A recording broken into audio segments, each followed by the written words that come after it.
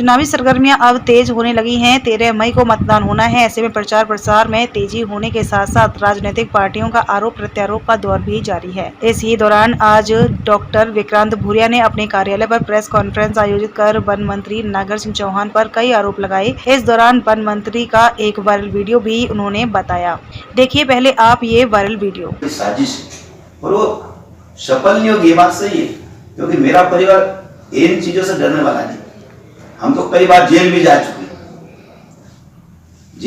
चुके हैं। ये सोच रहे कि मैं एसपी को लिख दूंगा डर जाएंगे, कलेक्टर को लिख दूंगा, अब मेरे इधर सीधा जिला बदल का डर रहे क्या? मेरे पिताजी को 20 साल की सजा डर रहा क्या? वो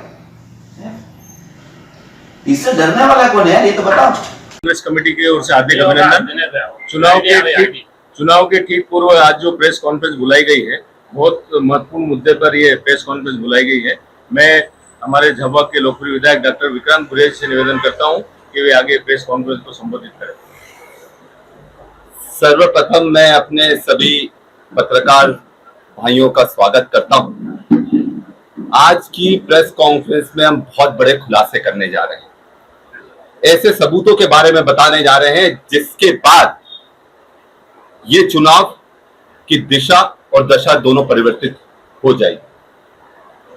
सबसे पहले मैं प्रत्याशी पर बात करना चाहूंगा। अनीता नागर सिंह चौहान जी,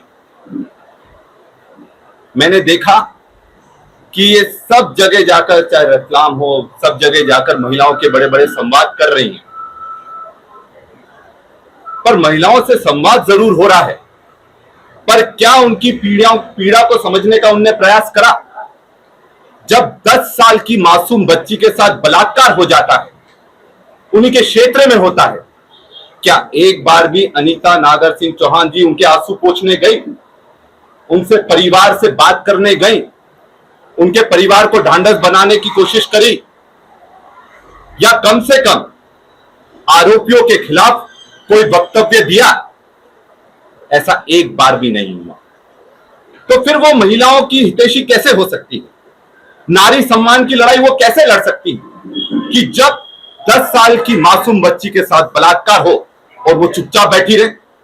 क्या इसका यह कारण है कि जो आरोपी है वो उनके परिवार के सगे रिश्तेदार हैं? क्या इसमें सत्यता नहीं है? और अगर ऐसा भविष्य में होता है तो क्या वो फिर चुपचाप बैठ जाएंगी? 10 साल से वो जिला पंचायत अध्यक्ष है और 10 सालों में उन्होंने जिला पंचायत अध्यक्ष रहते रहते क्या काम करा, ये सबके सामने सार्वजनिक करें। मैं कल उन्हीं के क्षेत्र में घूम रहा था और वहां पर जब बोरी से लगे हुए क्षेत्र में मैं गया, आज तक किसी ने अनीता नागर सिंह चौहान जी को नहीं देखा है, जहां से वो 10 साल जिला पंचायत अध्यक्ष है। तो हम क्या माने कि जिला पंचायत सिर्फ नागर सिंह चौहान जी चला रहे हैं और वो जो बोलते हैं वही वहां होता है, और सिर्फ उनको इसलिए बिठाया गया है क्योंकि वो एक महिला थी। मेरा ये कहना है कि ऐसा नेतृत्व तो होना चाहिए जो आपके लिए संघर्ष कर सके, गलत को गलत बोल सके और सच को सच बोलने की क्षमता रखता हो, ताकत रखता हो। जब मुख्यमंत्री जी झाबुआ आए, मैं उनका बहुत सम्मान करता हूं, पर वो जब झाबुआ आए तब उन्होंने जब ये कहा कि फोकट का राशन दे रहे हैं, अनीता नागर सिंह चौहान जी मुख्यमंत्री जी के बगल में खड़ी हुई थी। क्या उनको आदिवासी समाज पर की गई इस टिप्पणी से बुरा नहीं लगा? क्या उनको आपत्ति नहीं लेना चाहिए थी? और वहां खड़े खड़े वो तालियां बजा रही हैं। क्या हमारा समाज इस चीज को माफ कर सकता है? यही नहीं, जब रतलाम में बांगरोद में सभा हुई और जब मुख्यमंत्री जी ने यह बोला कि गरीबों को पर डाका डालने वाले प्रधानमंत्री नरेंद्र मोदी हैं, तब भी वो तालियां बजा रही हैं। तो अगर वो सिर्फ तालियां और थाली बजाना चाहती हैं, तो क्या हम ऐसा सांसद चाहते हैं जो सिर्फ ताली और थाली बजाए, या हम ऐसा सांसद चाहते हैं जो 45 साल से खून पसीना बहाकर अपना आपके हर सुख दुख में आपके साथ खड़ा रहा हो, आपकी हर लड़ाई पूरे ताकत से लड़ी हो, चाहे वो कोरोना काल में कलेक्टर को घिराव करना हो, चाहे आपके लिए स्कूल ट्रेन लाना, मेडिकल कॉलेज खड़ा करना, तालाब बनाना, हॉस्टल बनाना, आदिवासियों के हर मुद्दे पर ताकत से अपनी बात सदन में रखना। कांतिलाल भूरिया जी ऐसे नेता हैं। निर्णय आप सबको करना है कि कौन आपके लिए बेहतर है और किसने क्या करा है, यह चीज आपके सामने है। मैं ये कहता हूं कि जिस तरह से मुझ पर भी इन्होंने आरोप लगाने का प्रयास करा, कल परसों कोई प्रेस कॉन्फ्रेंस हुई जोगट में, और बीजेपी के प्रदेश से प्रवक्ता आते हैं और कहते हैं कि जीतू पटवारी और डॉक्टर विक्रांत भूरिया राजनीतिक भेड़िए हैं। अरे मैं उनसे सवाल करता हूं, जिन लोगों ने उस 10 साल की बच्ची को नोचा वो भेड़िए थे कि जो उस बच्ची की आवाज बुलंद करने के लिए वहां पहुंचे वो भेड़िए होंगे? ये चीज तो भाजपा को समझना चाहिए। आप कुछ अपराध करोगे तो हम पूरी ताकत से उस चीज का विरोध करेंगे, गरीबों की लड़ाई लड़ेंगे, जो दुखी होगा उसकी लड़ाई लड़ेंगे, पर हम चुप बैठने वालों में से नहीं है। जेल जाना पड़ा तो जेल भी गए, पर रोजगार की लड़ाई के लिए गए। ऐसा नहीं है कि हम कोई अपराध करा उसके लिए हम जेल गए। और सबसे बड़ी बात, नरेंद्र मोदी जी कहते हैं कि परिवारवाद पूरे देश के लिए घातक है, तो क्या उनको नागर सिंह चौहान जी का परिवारवाद नहीं दिख रहा? क्या जिस तरह से नागर सिंह चौहान जी के परिवार ने पूरे अलीराजपुर जिले पर कब्जा कर रखा है, हथियार रखा है, वो चीज उनको नहीं दिख रही क्या? ये सबूत नहीं, बहुत बड़ा सबूत है जिसको कहीं ना कहीं दबाने का पूरा प्रयास करा गया।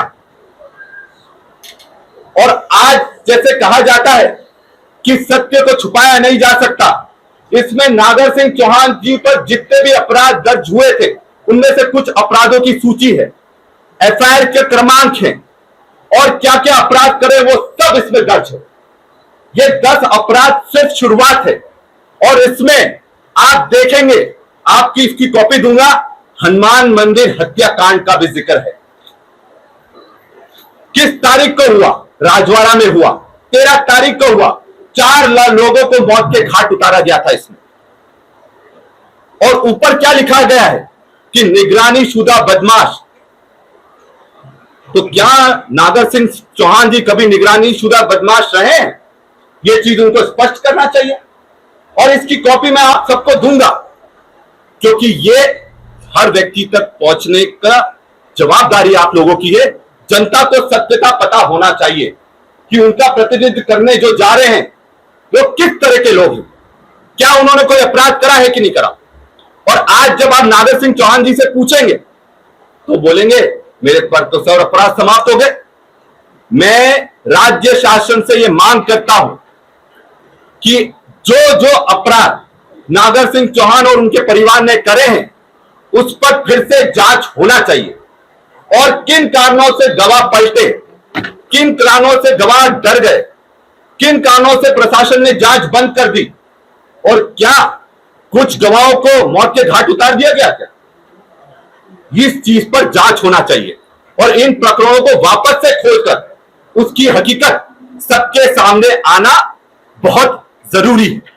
और इसकी एक कॉपी मैं आपको दूंगा। साथ में मैं यह भी कहना चाहूंगा कि नागर सिंह चौहान जी कहते हैं कि मुद्दों की राजनीति कीजिए, तो मैं उनसे पूछना चाहूंगा, क्या बेटियों की सुरक्षा मुद्दा नहीं है? चाहे क्या अमन चैन शांति मुद्दा नहीं है?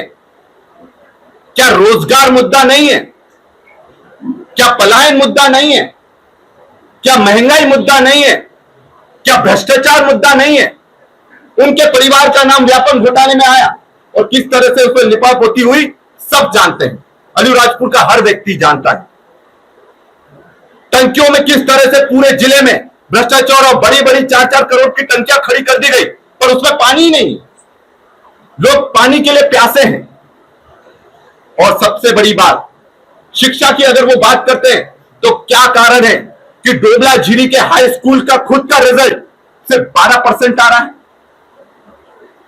क्या उनके स्कूलों में बच्चों की जगह शराब की पेटियां नहीं भरी रहती? क्या उनके स्कूलों में बच्चे की पढ़ाई होती है? हकीकत आप सबको मालूम है। तो बात यह है कि ये शिक्षा में फेल है, सुरक्षा में फेल है, रोजगार में फेल है और अधिकार और न्याय में भी पूरी तरह से फेल है। आज तक आदिवासियों की कोई लड़ाई नागर सिंह चौहान ने लड़ी क्या, या भाजपा ने लड़ी क्या? अगर लड़ी होती तो आज मध्य प्रदेश पूरे देश में आदिवासियों के अत्याचार में नंबर 1 नहीं होता, महिलाओं के बलात्कार में नंबर 1 नहीं होता। और मैं उनसे विनती करता हूं, ये जो मैंने आरोप लगाए और ये सबूत हैं, आप इस पर स्पष्टीकरण दें। अगर हिम्मत है तो स्पष्टीकरण देकर दिखाएं। मेरे तो पूरे तथ्य उनके सामने पेश कर दिए, रिपोर्ट पेश कर दी। इसको दबाने का इतना प्रयास करा गया, इतने सालों तक ये दबा रहा, पर आज उजागर करने के लिए हम सब लोग आपके सामने आए हैं। तो मैं सभी साथियों से ये निवेदन करता हूं कि जिस तरह से ये लोग प्रशासनिक महकमे का दुरुपयोग कर रहे हैं, सारे मध्य प्रदेश के जितने भी फॉरेस्ट विभाग के अधिकारी हैं, सीसीएफ हैं, चीफ कंजर्वेशन फॉरेस्ट ऑफिसर, वो झाबुआ जिले में क्या कर रहा है? वन समितियों को पैसा दे रहे हैं, वन समितियों को ये प्रचार में उपयोग कर रहे हैं। हम चुनाव आयोग में भी शिकायत कर रहे हैं और आपने तो देखा कि आज इनके हौसले इतने बुलंद है कि एक विधायक को भी धमकी देने से ये पीछे नहीं हटते। नागर सिंह चौहान बोलते हैं कि भयंकर भुगतेगा डॉक्टर विक्रांत भूरिया, और मैंने तो स्पष्ट कर दिया है कि हम डरने वालों में से नहीं है, लड़ाई लड़ने वालों में से है। और डॉक्टर हूं, सर्जन हूं, इलाज करना अच्छे से जानता हूं और इनका इलाज बिल्कुल होगा। जनता के लिए इनका इलाज करना की बहुत जरूरी है, क्योंकि हम डर के साए में 5 साल नहीं बिताएंगे, हम डर कर नहीं रहेंगे। आप सब पत्रकार साथी यहां पर आए, उसके लिए मैं आपका बहुत बहुत आभारी हूं। और कोई अपना प्रश्न रखना चाहते हैं तो बिल्कुल कर सकते हैं। आपने बताया कि फॉरेस्ट से सीसीएफ भी आए हैं, इसके अलावा भी कोई वन विभाग के कोई वरिष्ठ अधिकारी या जिले में आए और कब से आए हैं, ऐसी कोई आपके पास जानकारी है? आप अमेरिकन गेस्ट हाउस में जाकर देख लीजिए कितने लोग रुके हैं, कौन कौन से टूरिस्ट होटल में कितने लोग रुके हैं, आपको खुद पता लग जाएगा। पूरा का मध्य प्रदेश के जितने डीएफओ हैं उन सबको बुलाया गया है, सबको जवाबदारी पूरी लोकसभा में दी गई है। उनसे चंदा लेने का काम भी हो रहा है और काम करवाने का भी काम हो रहा है। अभी से सारी नौकरियों की बोली लग गई है। पर मैं सभी कर्मचारी भाइयों को एक बात बोलता हूं, सच का साथ देना और जो लोग बाद में आपका शोषण करें उनके साथ आप खड़े मत रहना। इसकी शिकायत आपका निर्वाचन आयोग को या ऑब्जर्वर? इसकी शिकायत हम निर्वाचन आयोग में निश्चित तौर पर कर रहे हैं और कर दी है। हमने जो शिकायत है वो कर दी।